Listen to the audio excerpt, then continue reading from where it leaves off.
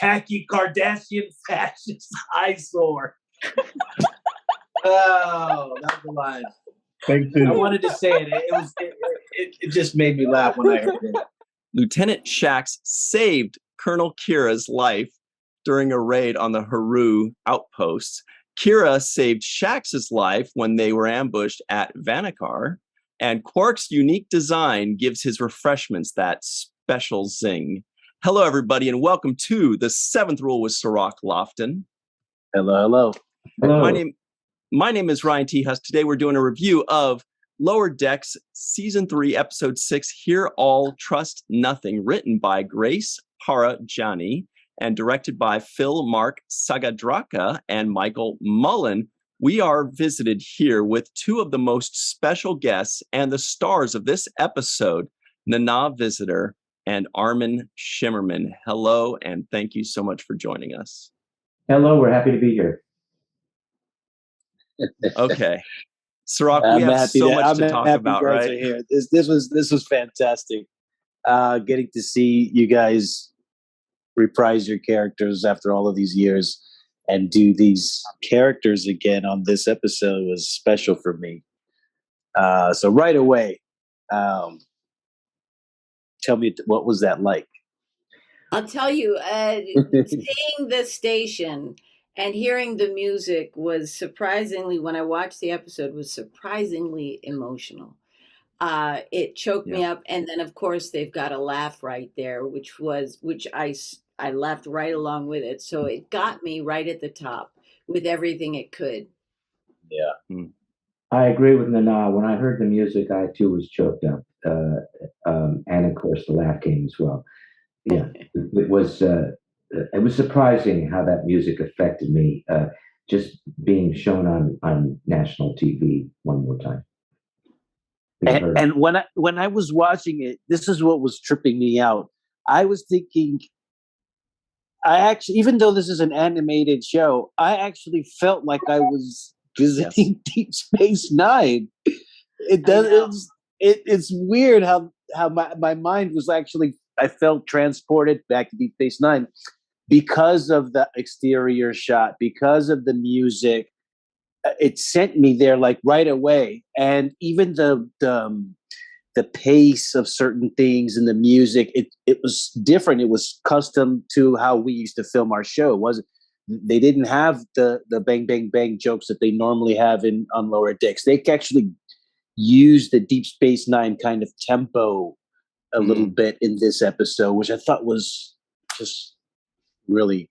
And I will add to what you just said, Cirroc. There was a reverence for our show with that music, and with the Lower Decks show as well. A reverence that I, for one, appreciated a great deal. A reverence for Deep Space Nine. And it was beautifully done. I mean, it looked so beautiful. It was, it was. They put a lot into it, and it showed. You know, that was exactly what I felt as a fan when I watched this, and I wrote in all capital letters, I'm so happy and appreciative that they gave Deep Space Nine the royal treatment. They gave the space station exterior its beauty shot multiple times, and the music and the interior, to the point where I went back a couple times to rewatch it because it brought me back. And it wasn't just like, I mean, sure, they added the jokes, but they really honored Deep Space Nine and what you had done with Deep Space Nine, and as if the station was its own character as well. And I'm so glad you guys started with that, because that's how I felt. I felt like they honored your show and gave you the royal treatment. Did either of you have any idea they were going to do that when they pitched you? Did they say, hey, look, I know this is an animated show, but we're totally going to give Deep Space Nine the royal treatment or anything like that? Or did you just trust them implicitly and assume that it would be treated well? No, it's all kind of cut and dried. It was sort of the way I was cast in just about any job. It's just like, you want to do this? Yeah, okay, let's go. It wasn't like we're going to be good to you or anything like that.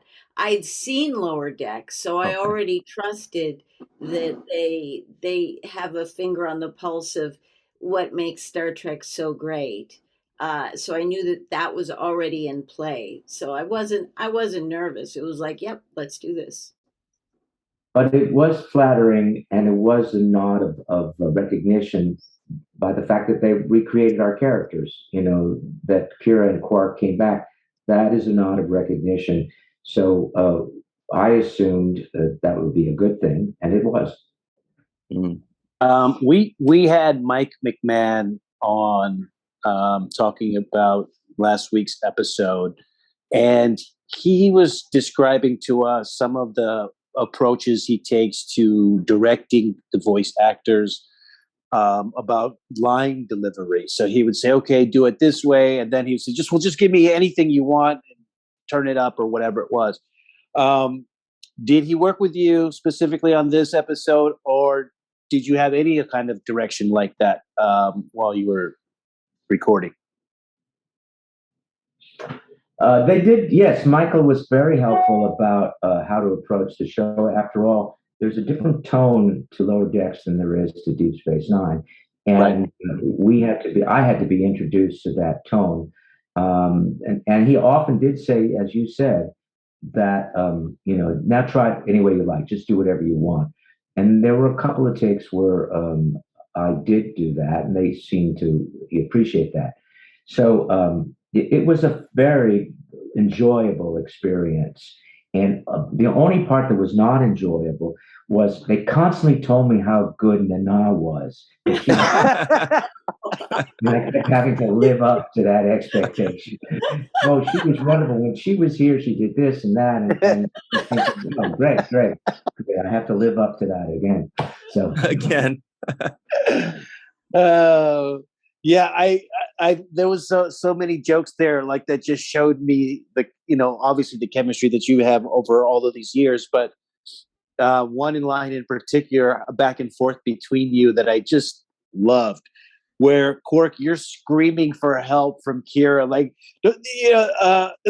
they're trying to rip me off, Kira, they're trying to rip me off, and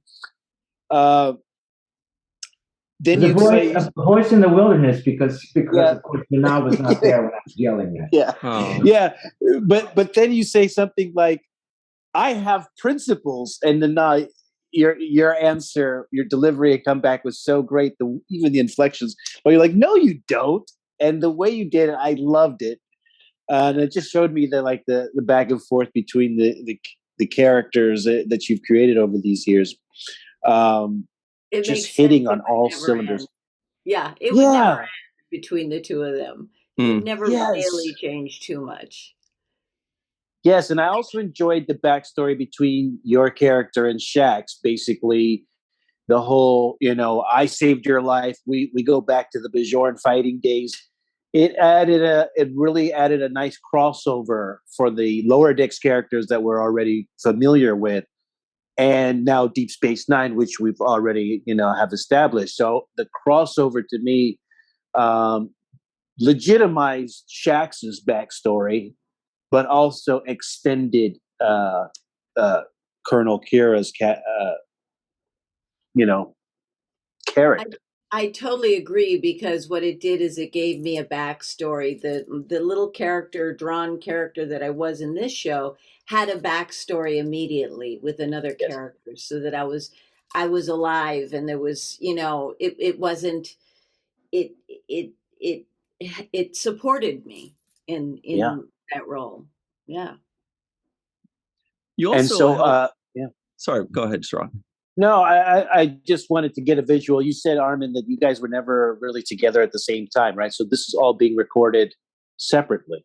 That's correct. So it is more difficult to kind of bounce off of somebody when you're just only delivering your lines, right? Absolutely. But at the same time, after 7 years of working with both of you, one can hear the other actor's voice in your head. So you have a pretty good awareness of what that's going to sound like.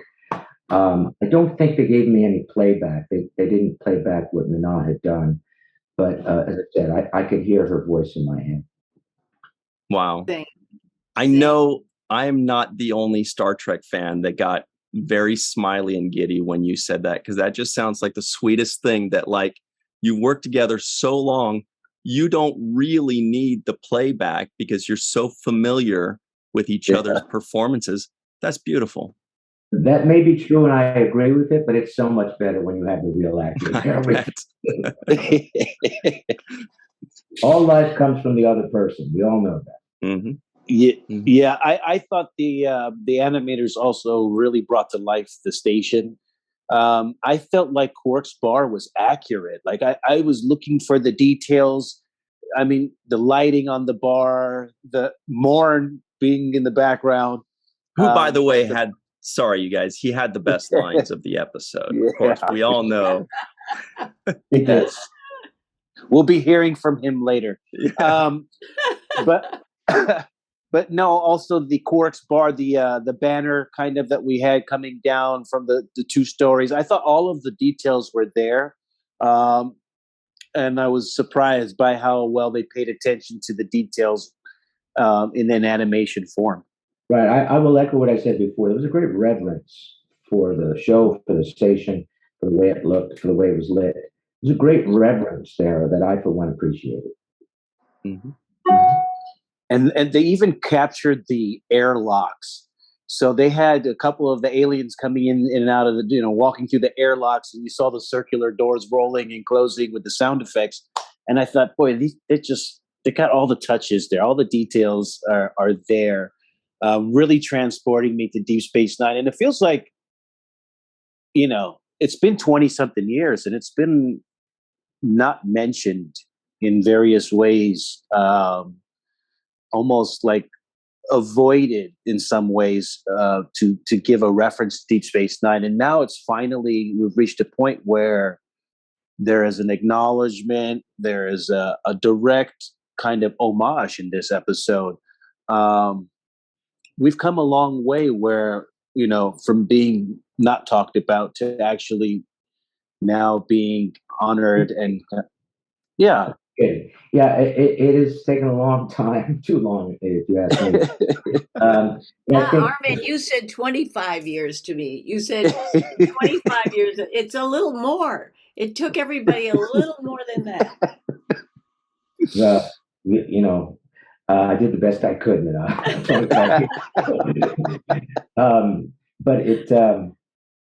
I think the streaming, the fact that you can stream our show, Deep Space Nine, has helped the appreciation for our show because as we all know, our show was not episodic. It had long form, had long arcs, and which made it difficult for some people, but now is de rigueur on most TV, that most TV shows have long arcs, long episode arcs. And we were one of the first, I think, to do that. Certainly, I remember, perhaps you guys do as well, that Ira and Rick were having arguments with Paramount because they were doing that, and Paramount wanted something else because we were a syndicated show, and they wanted to sell syndicated episodes to the syndicates. Right. I have a question. What do you think Jake's doing? Is he still on the station? Well, first of all, they did a little homage to Jake and Nog, as you know, when Rutherford was dangling his feet there, which was freaking adorable. And he did say, "I wish I was talking to a junior writer." What was it that he said, Cirroc? Did you catch that? Yeah, a junior writer, I think he said. Yeah, something like that, or a junior journalist, or something that nature. I put in my notes. Jake, which would be Jake, exactly. Of course. Yeah. Now, last week, and Cirroc, maybe you want to jump in on this. When we did speak with Mike McMahon, he did say we kind of hinted a little bit, and he did say that he'd like to talk with Cirroc about where Jake Sisko is at this point. Now, this is about like 6 to 10 years after the Dominion Wars, something like that. Cirroc, where's Jake Sisko? What's he up to? I'm not sure, but I kind of think he got a really cool runabout, with some nice bling on it, maybe some gold decals. And but he comes and visits. Exhaust pipes, yeah, absolutely. Yeah, he's just cruising. He's just cruising the Gamma Quadrant, looking for some action, And the term was junior reporter. I just checked my notes. You were called a junior reporter. So that was definitely a Jake Sisko nod. Absolutely. And it is, of course, they had to do what they had to do, but it was a little bit lonely that it was just the two of us. There are other people who populated the station that we didn't see, you know. And that it was lovely to be there. I'm grateful for that. I'm flattered that they invited us to do that. But it was a little lonely to just to see the two characters and not see the others because we were an ensemble show. We were about everybody and not just one particular character. Although I must say, and I've said it before, I always thought the show was about Nana anyway. It was about Kira. Yeah, I would say, you know, it being a Bajoran story, you can't help but have Kira be a center of the whole show. But I felt like when I was watching it, I did feel sad. It reminded me of Odo, of Renee passing away, because I know that if he was here, that he would be in this episode. Yeah. I just he'd have to be.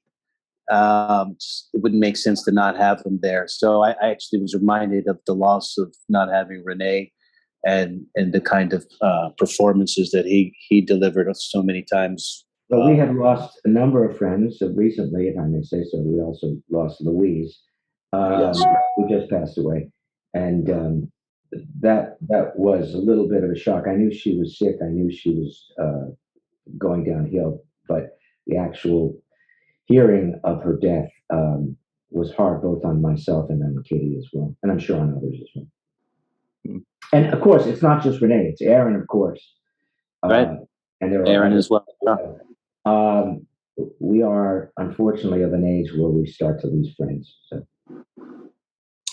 Yeah, I was just, we were watching a DS9 episode not too long ago, very recently, where Louise Fletcher was featured, and watching the scenes with you, Nana, and Louise, because you guys had a lot of scenes together.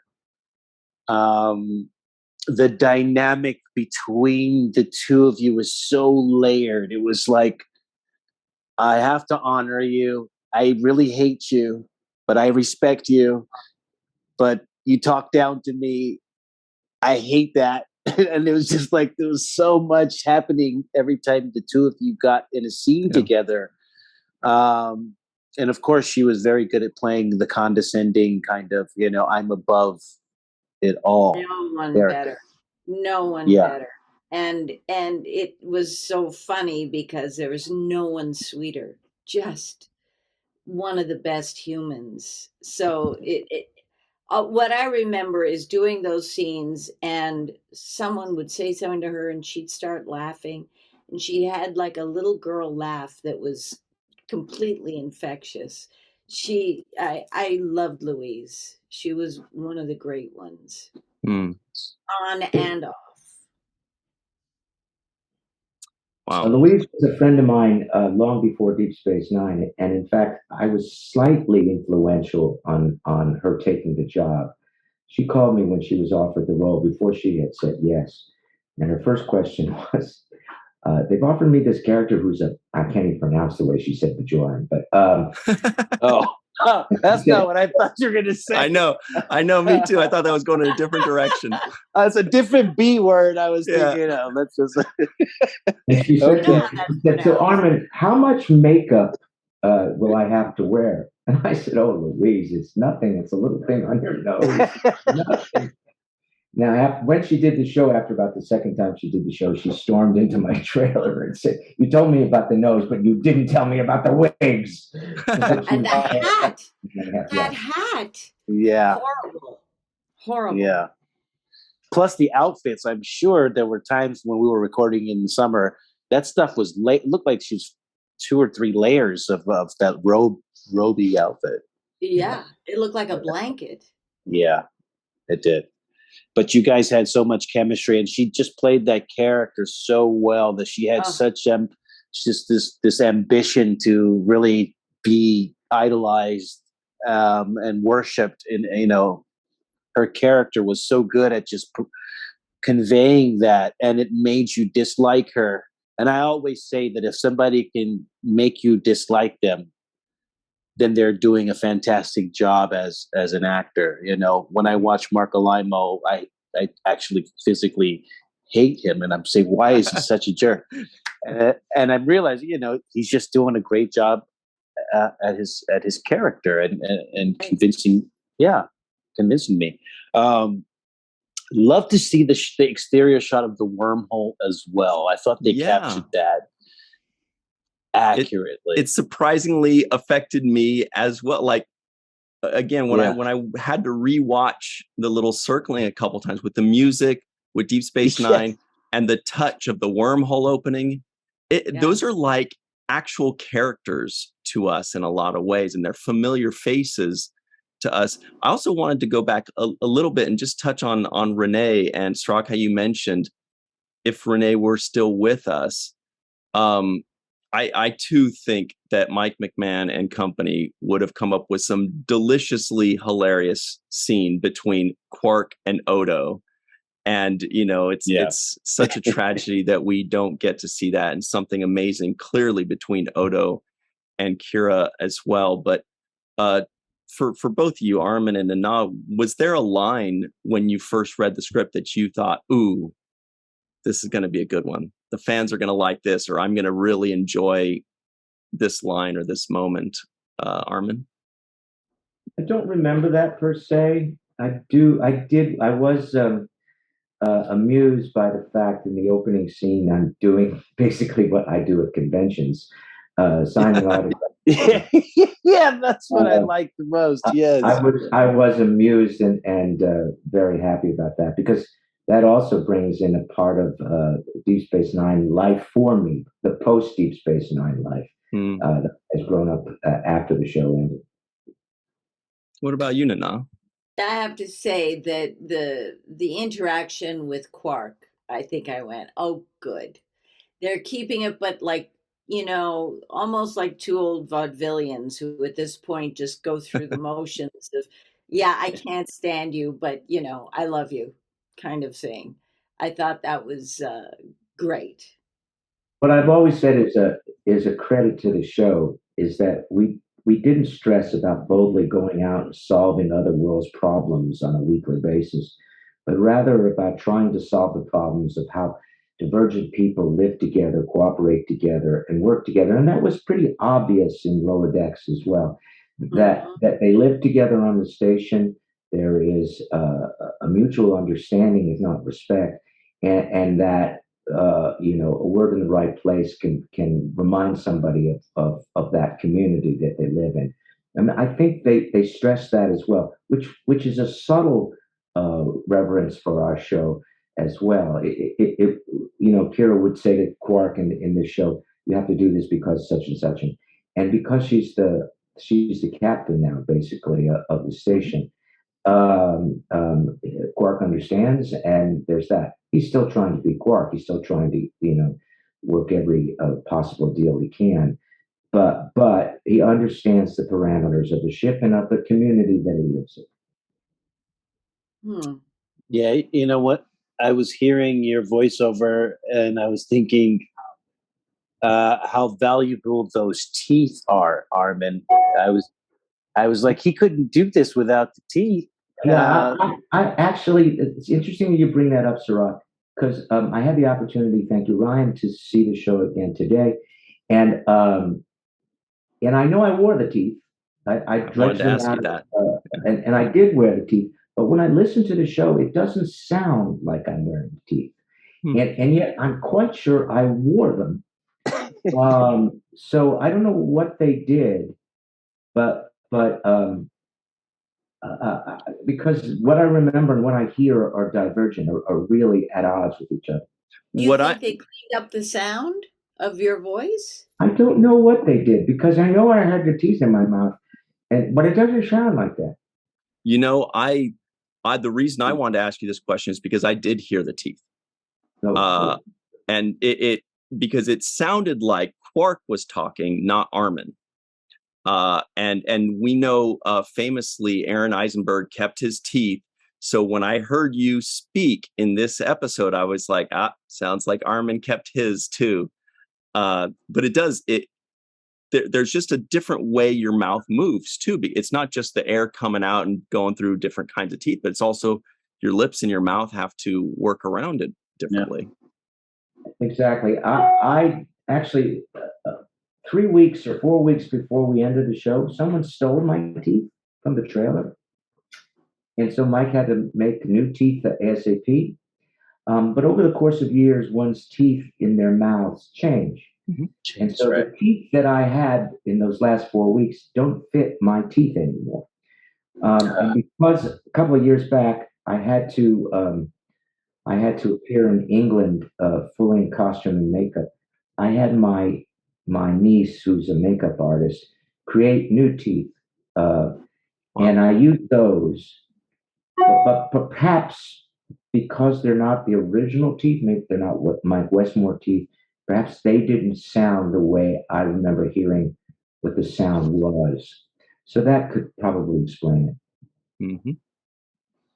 I can just imagine in my head 100 years, 200 years from now, just somebody walking through a museum and they're seeing Quark's teeth on display.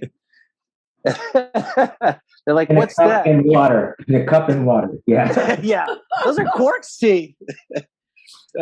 Yeah, I really love the line that because Mike McMahon is so good at taking certain cultural things that are affiliated with Star Trek, whether it's the collectability of things or if it's going to conventions and signing autographs, he takes those things that are part of the lure and the overall of Star Trek, and he trolls it in his animation, right? He makes it part of the show. So one of the characters, for example, had one of those collector plates with one of the pictures of Tom Paris, and so he was trying to get it signed.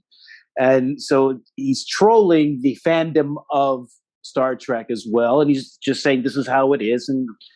And so when you took the selfie, and he says, "Hey, can you sign this for me?" And you're like, "Yes, I love my fans."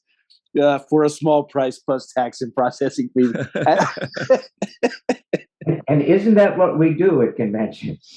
We sign the pictures, but we're getting paid for those things. Right.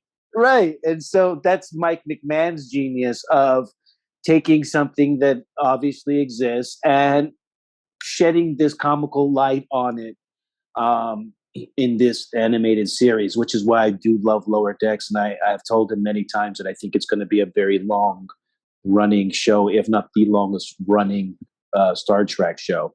I don't see an end to this. These characters, as long as he wants to do it, I think he can crank out these kinds of episodes. He just has that comedic point of view. He's got the Ira of comedy, animated comedy. He's that for me. And yet at the same time, while he's cranking out the jokes, he's focusing in on some important issues in a very, when people come at it too hard, it's like you haven't, a writer told me this, no, bury the power lines. Don't let people see where you're going and what you're doing. And I think they buried the power lines really well on this show. Mm-hmm. Yeah, there's one more point to make on that is to what you're saying, Nana.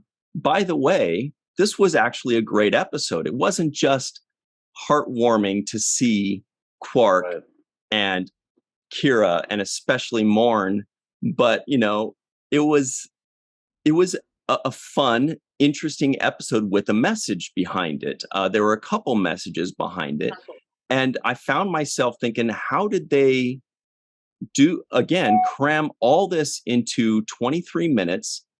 And really, it was like, to me, it felt like a love letter to Deep Space Nine. And every one of their episodes feels kind of like a joking, razzing love letter to Star Trek in general. But this was clearly a love letter to Deep Space Nine.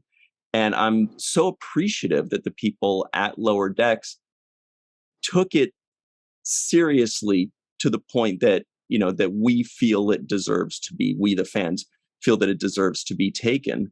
So that, I don't know how much you watched of the full episode, but Nana, you were alluding to the fact that there was a message in this. I don't know, just hoping to hear any final thoughts you have on this episode in general, and if you would love to work with them again, because the fans would. Oh yeah, that's easy. It's so funny. I did a bunch of interviews, and the question they all asked was, "How hard was it to come back to Kira after all these years?" And the answer is, she's right here. She's always right here, ready to jump out. So not at all. So that wouldn't be a hard yes at all. Yeah. Say. And I would equate it, as I always will, to Shakespearean roles. If one's lucky, one gets to play a role several times, and you use what you used before, but hopefully you also add to it. You're a little deeper, you're a little bit more mature, you're a little bit more knowing, and you take what you've learned after you perform the role and incorporate it into the new version. So yes, to answer your question, I would love to do it. I don't think I would love to do it as a series regular, at least not on a non-animated show because of the makeup and because I'm an old man. But a recurring character or a guest star shot, yeah, I would jump at that opportunity. Also, everybody at home, very quickly, Armin has been keeping very busy in between his roles. You've just completed your third book, speaking of Shakespeare. Can you tell us about that a little bit? Because it is quite an accomplishment. No, thank you, Ryan. I always wanted to be a writer. While some of the other actors on Star Trek were eager to become directors and became directors, that was never an interest of mine. Mine was always to be a writer.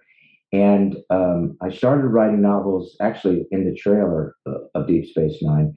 And this idea for the trilogy that I just completed started while we were shooting Deep Space Nine. My trilogy is called Illyria, and it's about a man named John Dee who was very influential during Elizabeth I's reign.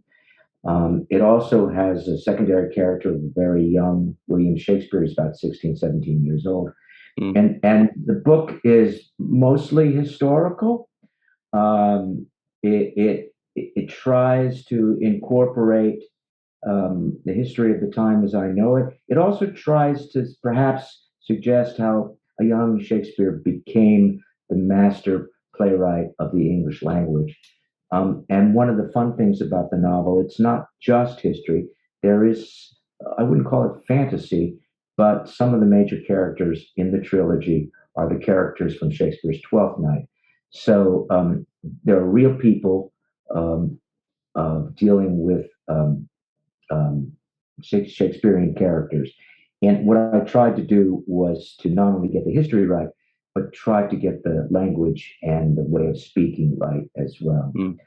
I'm not Shakespeare, so the language suffers sometimes, but you get a smattering, a taste of what those people spoke like. So everybody at home, go to jumpmasterpress.com. That's jumpmasterpress.com to order those books, 1 and 2, and the third book will be on pre-sale. Or you could just follow Armin on Twitter. That's at ShimmermanArmin. Nana's got some big things to announce soon as well. But Cirroc, any final thoughts on this?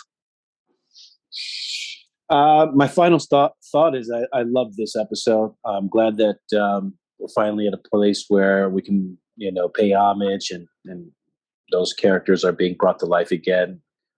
Big credit and shout out to Mike McMahon, who's been generous with his time and contributing to the show, and also to you, Nana and Armin, for also being just great with our show and just being so generous. But yeah, I'm delighted that the new showrunners of these new Star Trek shows, like Lower Decks, like Strange New Worlds, those guys are heavy Deep Space Nine fans, and they are current and adamant about their love for Deep Space Nine. So hopefully we'll be seeing all kinds of references and homages to the amazing work that you guys did. So there was a very scary sequence on Picard. I was watching an episode of Picard, and he had the skulls of Mark Yes. of Mark Alaimo's character. Dukat, yeah.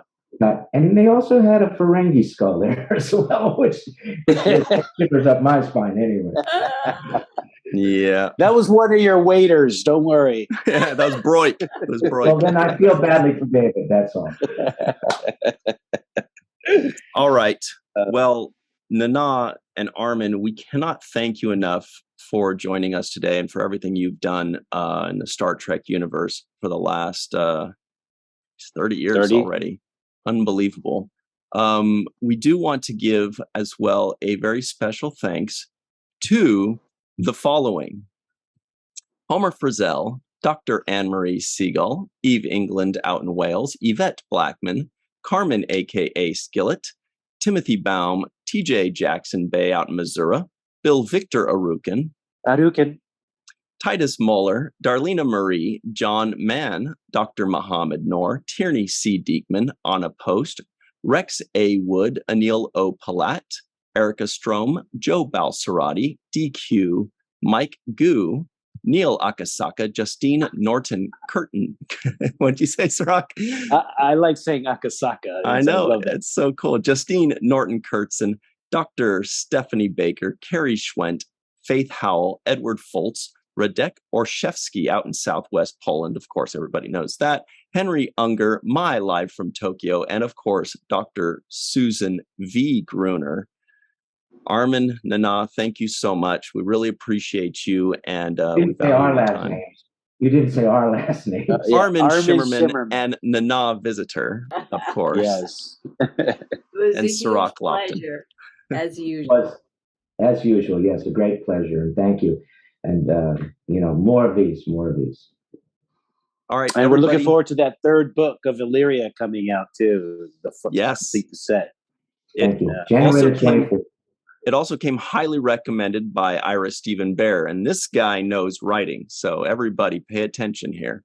Yeah. Everybody, stick around. We've got the free for all up next, and we'll be right back on the Seventh Rule. Hey, everybody, welcome back to the Seventh Rule with Cirroc Lofton. Hello.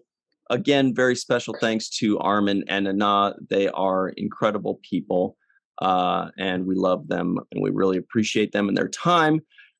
Right now, joining us in the free-for-all, we have Malissa Longo. We have Guldu Scott Jensen. Boy, our nemesis. We have Anil Palat, nobody's nemesis, everybody's friend. Anna Post is here with some pretty radical earrings, by the way.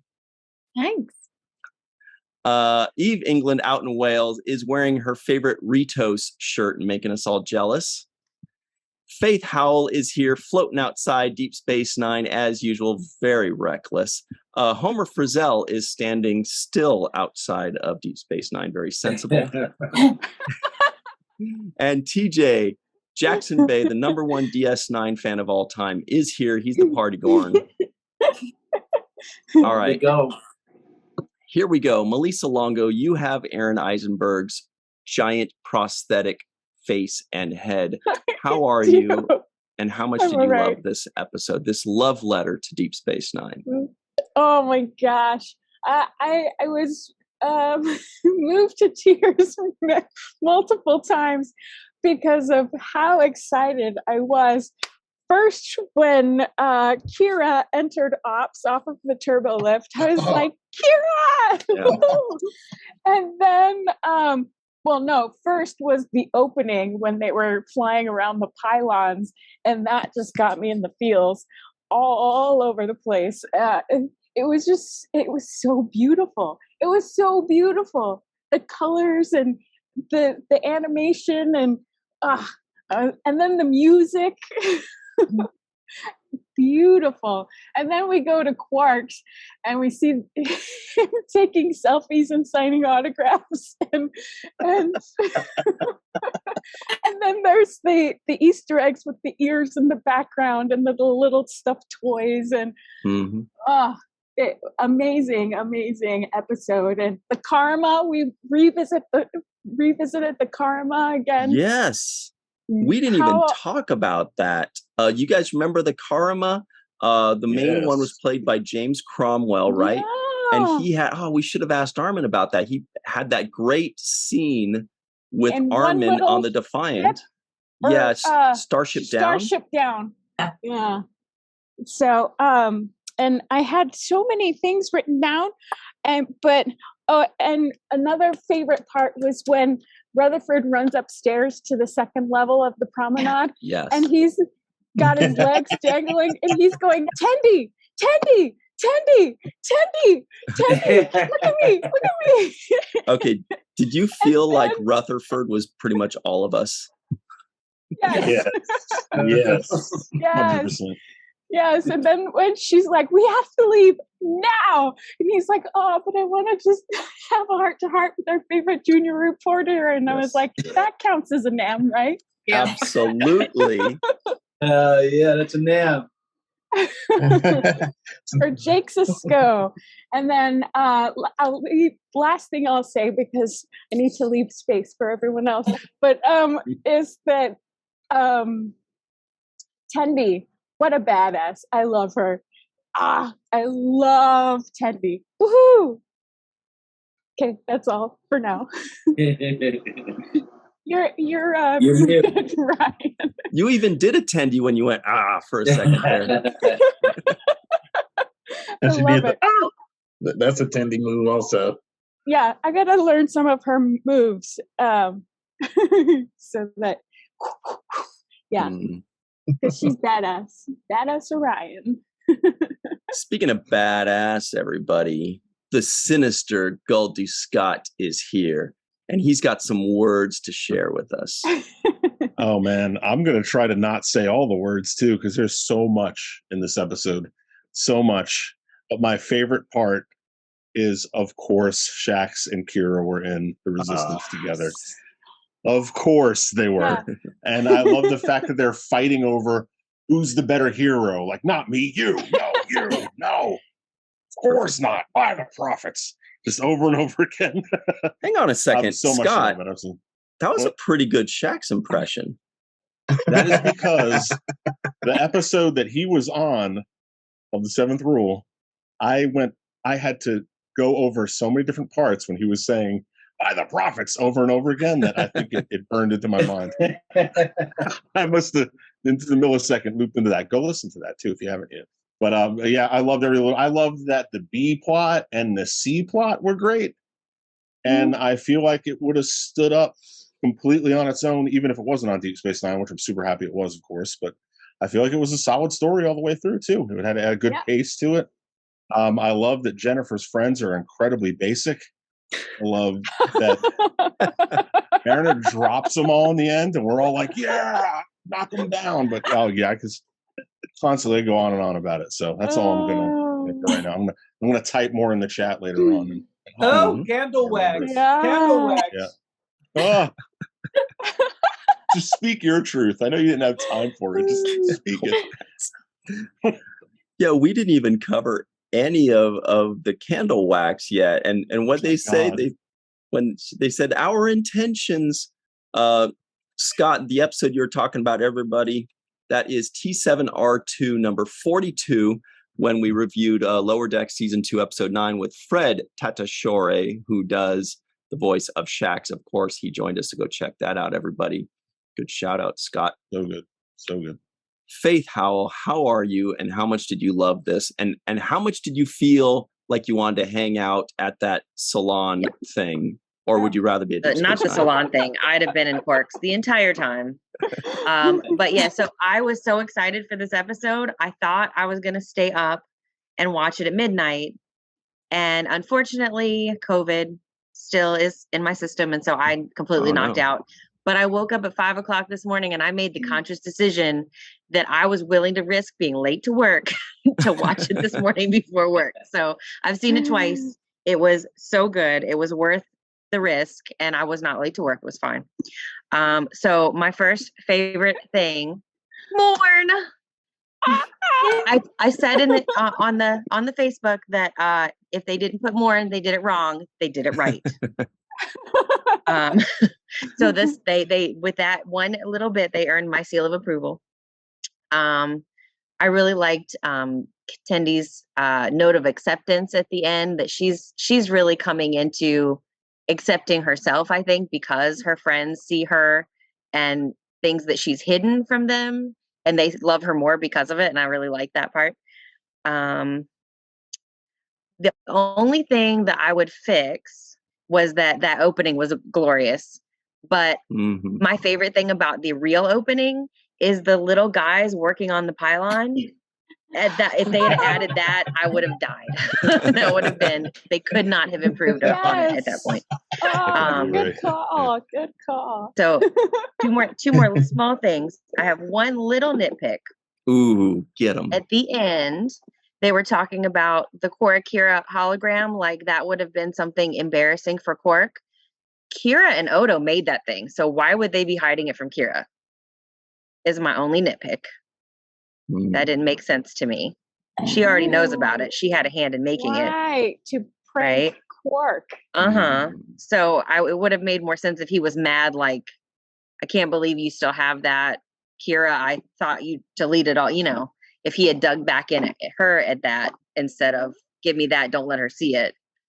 And then I had a weird thought that it struck me as very Trek, but just a thoughtful thing to leave you all with. So through the whole Dominion War, we fight the Dominion, right? But they have all of the same kind of diversity, or should have all the same kind of diversity that the Federation does. They have the Karma and all these other species that we've seen, but we only fight the Jem'Hadar. And I never thought about that before, and what the implications of that are for the war itself, and who we're fighting, and what's going on the other side of the wormhole. So just something to leave you guys with. Let's all think about that one. Yeah. It was interesting. Things that make you go, There it is. CNC Music Factory, ladies and gentlemen. Species of all kinds. Eve England is out in Wales, and it is like way past her bedtime right now. By the way, Homer gave you a very begrudged nod when you gave your nitpick, Faith. He was like, he thought about it. He's like, yeah, okay, I'll give you that one. But we'll hear more on that in a second. What have you got for us, Eve? I mean, I had just had so many notes, and I just can't wait to watch it properly tomorrow, because I just think there was just so much there, and I'm sure I missed so much stuff. But I agree with what Malissa said. Just generally, the look and feel. I was amazed how well the station and everything just transitioned from live action to the animation. It just looked absolutely beautiful. And then I loved how all the colours of the promenade kind of went with all of the bright colours of the lower decks crew, with the purple hair and the Orion skin and everything. It just all sort of visually just gelled. And I know that you were saying earlier in the week that it would be just great to have a Deep Space Nine animation version. And I just think it would just work so well. So I just thought the whole thing was just really beautiful, and like I said, the music was just fantastic. One thing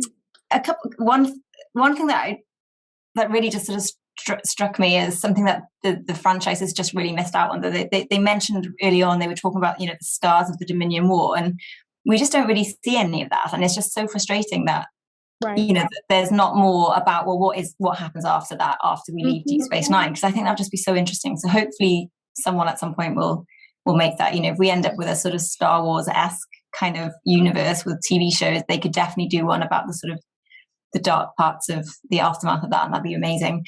And then obviously, not to pick up too much things, but one thing I just noticed at the end, when Boimler had used all his credit in the shop, that he had one of those mugs.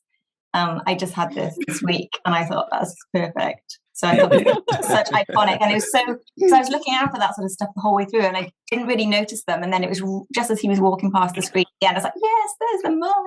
So cool. So I just can't wait to see it again tomorrow and on the big screen, and just enjoy it again, because it was just fantastic. Yeah. Good stuff. When you say the big screen, though, I think a lot of us picture like movie theater, but you probably have some. I just mean my big telly, rather than my computer. Yeah. Mm-hmm. Anna Post, how are you today? Great to see you again. How much did you love this episode? I really loved this episode, both on the ship and off the ship. At DS9 was amazing. I really appreciated all of the nods to, cast members they didn't show, like the favorite junior reporter and the tailor shop and the baseball that Kira picks up and like throws up like Sisko used to do. That was always fun. And then I completely felt Mariner's pain in the salon, with pouring your intentions into the candles or they won't work, and feeling the need to phaser everyone.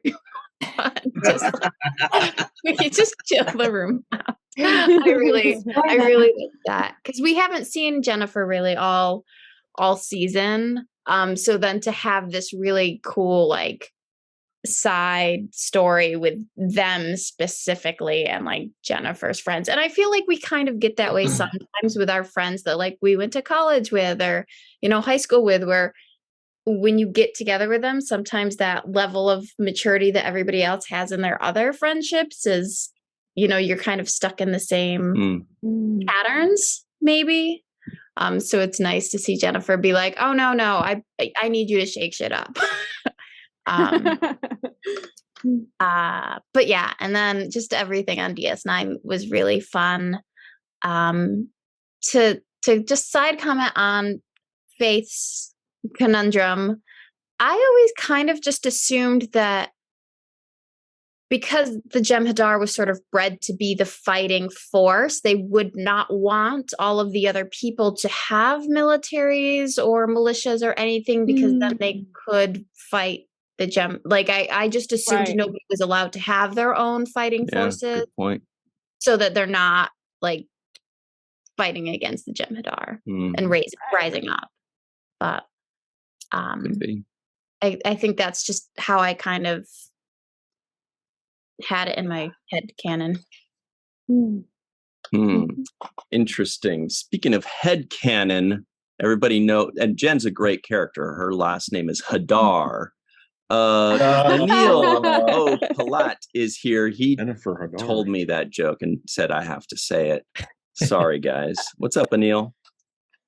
Not much. I'm super excited, like everybody, about this episode. I think it just shows how much the fandom is craving Deep Space Nine, especially. But like Eve was saying, that time period right after Voyager, right? So we don't, like, all the shows seem to be avoiding it for some reason. It's like we want to see what's happening with Voyager, especially on Deep Space Nine. What's happening after the war? Like, that's what we want. And if the powers that be are listening, like, seeing how excited people were. Oh, they are. They are always like, they're always like, yeah. But what does Anil have to say? So yeah, I mean, like, I think it's the perfect time period for them to like explore, and Lower Decks did it perfectly. There was so much, and then I feel like Kira at the beginning was all of us like looking at, are we going to hear the Sisko? That's the unicorn of Deep Space Nine that we probably won't, we're like, is it? And then when they stopped right outside of the wormhole, I was like, wait a minute, they could just go into the wormhole, but why are they stopping? Is something going to happen? So, but it was great overall, so I have a feeling they will revisit Deep Space Nine at some point again. I kind of got that feeling. Oh man, I hope so. It kind of did show that Deep Space Nine would make a good animated series. Mm-hmm. Yeah, I think they did really well with this. It could be like the Clone Wars version, so make it a bit darker and edgier. It'd be amazing. Hella edgy. Let's go. We would watch the hell out of it, right, TJ? Yeah. You know it. Did you love this episode, TJ? Did you watch it more than once? Were there specific points that you rewound and watched again? I haven't watched it more than once yet, but there are a couple of things that jumped out to me. One, I was glad to see, Captain Freeman kind of step up into, something that, she wasn't really ready for, but that she handled well. It was nice for her to be able to show that capability because, of course, the show, is first a comedy. And so, we've had some laugh moments about, the competency of this ship and crew. But, at the end of the day, they, are really competent and they're, just as capable as any other Federation ship that we followed. So I was glad to see that. And two, I was also, interested in watching Tendi. I love Tendi's character. I love her personality. And, it's interesting to see her kind of face this stereotype again that we know that she doesn't like to be, shoehorned into this all Orions are pirates. And so, watching her reactions to that, I think are just good. It's just good to see the way that she handles that, to stand up for who she is. And even, after the other guy, turned out that he was just putting on a front, she gave him the same advice. Look, you just got to be who you are.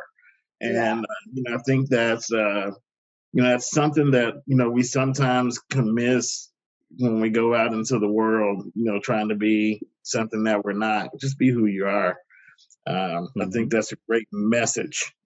And so I was glad that she was the one to deliver that. Mm-hmm. And lastly, it's not not odd that they were taking like alcoholic beverages to the Carmen, because if you remember, what they used to trade was wine anyway, Tuaberry wine. Right. Yeah. So that's just, I thought that was kind of a, a nice little nod and touch to what we already knew about these people. Wow. Who was it that someone said, be yourself, everyone else is already taken, something like that? Reminded me of that. Also, the Orion you mentioned, TJ, Mesk was the character. I thought whomever did the voiceover for that was really good. So I waited until the end to check the guest star or guest voiceover. And one of the names, I don't know if this was the person that did Mesk, was named Carlos Alazraqui or Alazraqui, probably Alazraqui. And I recognized that last name, Alazraqui.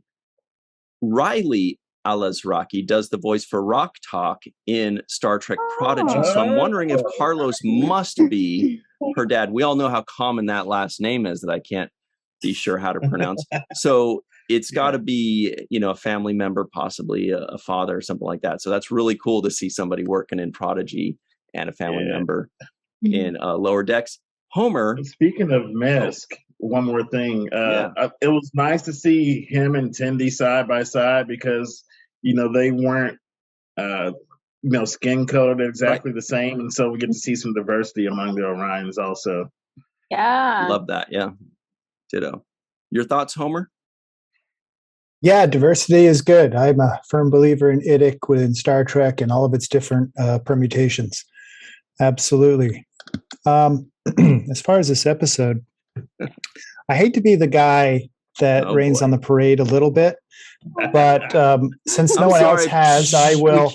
I'll sprinkle in a couple of thoughts. I mean, we've been watching Deep Space Nine together for 2.5 years, and so we've come to know and appreciate the characters. So, in this case, we're talking about Quark and Kira, and so when it's a cartoon and they're not the main characters, then they're represented with less fully than they would be, say, in their own show. So they end up being almost like, not to get too punny with cartoons, but a caricature of themselves. Mm-hmm. So we have Quark as your classic, almost last outpost Ferengi. And it's like he has devolved into season 1 Quark. And then for Kira, it's mainly that thing with Shax, like this, you saved me last, I got to save you kind of thing. And I would have liked to have seen a little bit more from them that's in line with where we leave them or where they are now that we're watching in Deep Space Nine. As far as the Kira and Shax, I totally get it. I love it. I wish there had been just a little bit of resolution to that. Maybe someone could be saved by the other one, but it actually was a ruse to finally be done with that sort of, it's almost a rivalry as to, oh, I owe you because you saved me last. I certainly enjoyed Tendi, and we got a little bit more on her backstory, so that was fun. And yeah, Quark, I at first I was listening to it, I was like, is that ARMIN? I mean, parts of the way he sounded, I was like, yes, it is. And then there were parts of like, oh, it's too bad they couldn't get him because he sounded different. It's almost they had written him differently, or they had directed the character a little differently than we have come to expect from the character. But I love the episode. Similar to the motion picture for me, and the Enterprise showing up, I could have spent 5 to 10 minutes just in that opening scene as they're circling around the pylons. That was great. The extended version of the theme song would have been perfect. Yeah. I wonder how much not having the teeth affects too, like how we hear the pronunciation and things, and like line. Yeah, I think it does. He told us. He did. Okay. It could be just 25 years later, people's voices changes. Yeah, because I think Aaron had said that when he was doing something as Nog, he would always do it with the teeth in. Yeah, with Star Trek Online, he would do it. He would wear his teeth in the booth. And sometimes I also think that they're playing the characters for comedy too. So they're not playing the character the way they would in Deep Space Nine. They're playing it for the fast-paced, condensed version, 26-minute comedy that Mike McMahon is demanding. So I do think they altered the characters slightly. Right. Yep. Yeah. They are caricatures, right? Oh, and then just a couple of things that I noticed, if you don't mind. One, I don't know if you guys talked about what I think was the Alamo in the background when Captain Freeman. Yep. I missed it. Yeah. Good eye. Buen amigo. Yes. Yeah, exactly. And then the drinks at Quark's reminded me of a Jake Sisko color palette. So you had some purple, I think there was some brown, maybe some orange and green in there. So those are the drinks that I think Tendi and Rutherford have when they first get there. It just reminded me of that. And that's all I have today. Thank you. Love that. Yeah, those are called the Jacos. I get 10%. The Jacos? Hey, Jaco. Nice. Yeah, I worked that out. Jacos. And you can use that to get some stuff from the store, the credits. Exactly. Merch. Quick look, Carlos Alazraqui is the father of Riley, who does Rock Talk on Prodigy. Talented family. There was also a dartboard. I don't know if you guys caught. You could actually see the dartboard at the end, which was also a non-appearance mention for Chief O'Brien. Two. Yeah, two. Yeah. Right. And I also noticed a Dabo girl that was dressed specifically like Lita. Clearly wasn't Lita because she's off being, ruling the Ferengi. But there was somebody that was dressed just like her. So that was a really cool nod as well. Well, Cirroc, anything else before we close the book? Yes. Did anyone else see the spring ball helmet in Kira's office? I was trying to work out what that was, but now you've said it. That makes because I was trying to work it out. Another great cat. We got the baseball for sure. That was another thing we expected. That we're like, we got to see that baseball. Yeah. We just need a Jake Sisko. I like when I like when Quark was asked at the end. I think Captain Freeman said, "Hey, I got you. So what? You're a little poorer. At least you're not in jail." And, I know. it's better to be poor than in jail. And he's like, no, Yeah. I'd rather be in jail rich than poor and free. It's What's really good as well when he was being arrested, when he did the Ferengi scream. That just made me laugh as well. Yeah. great. I also liked it when Shax screamed Nerese's name. Nerese! Pretty That good was too. pretty good. I love that. Yeah. I really love that. Boimler, the Dabo King. All right. Okay. Mm-hmm. I like the whole stun yourself moment with Mariner when they decide to stun themselves. Oh yeah, that was pretty. Nice. That was beautiful. That was I thought that kind was of cool. sweet. Yeah. A little kiss and They then just the fell stun. together. Yeah. Romeo and Juliet. I also like Rutherford trying to fit in and be cool. So when the guy was talking, he was like, "Yeah, totally shady." Rutherford was so good in this episode. I loved his funny. enthusiasm. His little Yeah. legs. Oh He my had- gosh. But And he's like, ultimately, one thing that I said it before, but I'm going to say it really quickly again. I was really amazed by how I felt like I was transported to Deep Space Nine in this animated form. I felt like I was there. They brought me there. The music was there, and even though it's animated, it felt real. And I that's one thing that I give kudos to the whole team over there at Lower Decks for really bringing to life something that's been avoided and not talked about for a long time. For too long. For way too long. Yeah. But also bringing it to life in a way that feels real. And I enjoyed that. Like I mentioned earlier, the airlock doors.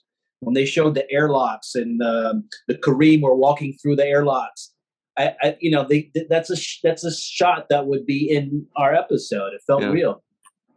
Yeah. So I definitely liked this whole episode. I thought all of the characters got a little bit of development. You got a little bit of development from Freeman, a little bit from Boimler. You got some from Mariner. You got to see some growth, a lot from Tindy too. A lot of growth from her. She took big steps to just asserting herself to tell the other guy to shut the hell up. I'm tired of hearing about all this Orion stuff. And then also taking the initiative to I actually know how to do all this stuff. I just, it's just not something that I wear openly, but I'm capable of taking over and pirating something. With that Swiss Army knife weapon or tool. Yeah, that thing was crazy. Which is I could have used it for my molar when I got it removed. Yeah, it had a tooth remover, a bottle opener, some eyebrow tweezers, whatever you need. They made a wine cork reference. She even used it on wine cork motor, something like that. I really liked this episode. I think they just went to the max, and the detail. I love to see Morn in there, and just I also thought of the people that were not in that episode. Like Nog would have been great in this episode. Odo would have been great in this episode. No Ta'ana either, right? What was that? Who? Ta'ana? The doctor. Yeah. Ta'ana wasn't in it. She was at the bar at the end. Yeah. Oh, was she? I didn't catch her. Yeah. But no, I love the episode. It was very fun. Yeah. They did the dangling your legs. Cute. who knew that would represent one of the many great memories of Deep Space Nine. So yeah. In the words of Aaron Eisenberg, aka Nog, the best. Right? When they talk about that section, it's coming up soon. The best. Yeah. They did Deep Space Nine and its fans right in this episode, I think. And on top of that, it was actually a really good episode beyond all of that. Really great. Can't wait to watch it again. We do have to run. Oh, Malissa Longo, you told us that was who that gave the quote. Oscar Wilde said the quote, be yourself, everyone else is already taken. And every time I watch that's the only way I know. Every time I watch you, Ryan, dance, it's kind of like the Kobayashi Maru. There's really no way to dance it. Oh, there's also the Kobayashi Maroon, which looked like that outfit looked like a Deanna Troy outfit. I thought that's was what a nice I was little thinking too. thing. See, I kind of danced around that comment, Cirroc, and we'd be remiss if we didn't say thank you also to the Karma that was in Starship Down, Deep Space Nine episode, and our guests when we reviewed it were David Mack and John J. Ordover, who were the writers of that episode. So go check that out. And special thanks to them for always being so great. I think that's it for us. We do have to run. I feel like we could talk about this for another 2 or 3 hours, or as Eve would say, way past my bedtime. But we do have to run. So thank you to Melissa, Scott, Faith, Eve, Anna, Neil, Homer, and TJ. For myself, Aaron, and Cirroc, we'd like to thank you all. And a very heartfelt thanks to Nana Visitor and Armin Shimmerman. We will see you next time. And until then, always remember the 7th rule. And go tweet Mike McMahon and say, great work. We appreciate you. Yeah. Let him know. Kudos, McMahon.